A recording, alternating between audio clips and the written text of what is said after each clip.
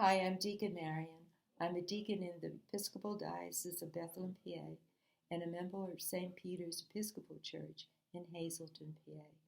And I'm thankful that you could join me today so that we can take a few minutes to reflect on prayer. In St. Luke's Gospel, one of the disciples asked Jesus to teach him to pray.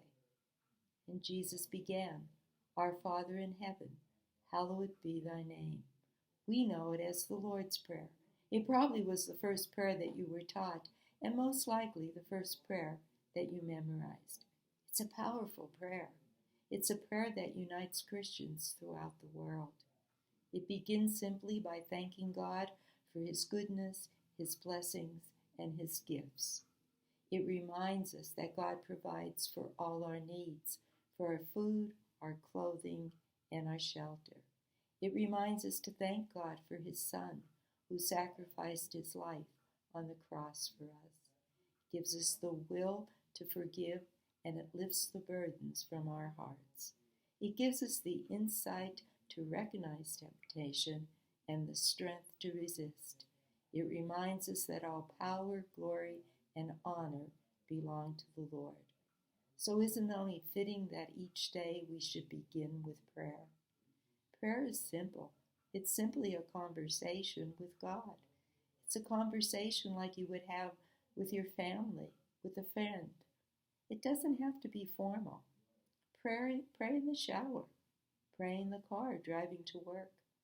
Pray when you're having your morning coffee. Matthew wrote in his gospel that when you pray, you're to go into your room, close the door, and pray to your Father. So where's your place in your home? Find a place, a quiet place, that you could call your sacred place.